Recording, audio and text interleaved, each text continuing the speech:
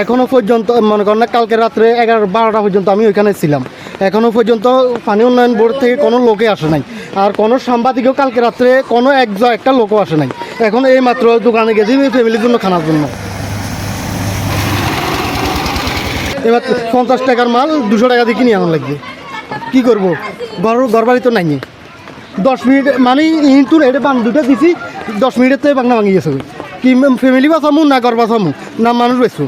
সাথে সাথে ফ্যামিলি এখন এক জায়গায় আড়াইছে, আল্লাহর রহমতে আলহামদুলিল্লাহ ফ্যামিলি এখন ভালো আছে, ঘর বাড়িতে কিছু নেই বাস।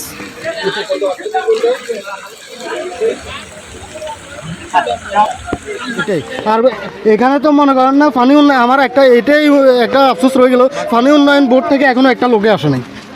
কেন আসে নাই? আর যে বাংলাটা ব্যাংক, যে এখানে আরও 2 বছর আগে এটা সুরঙ্গ ছিল, গ্রামী এলাকা সহকারে সবাই এটা বান্ধা হয়েছে। এখনও তখন ওনারা আসছে, আজকে 2 সপ্তাহ আগে আপনার রেল লাইনের পাশে আসছে, ওইখান থেকে আসি শুধু কথাবার্তি বলি, ওইখান থেকে চলে গেছে।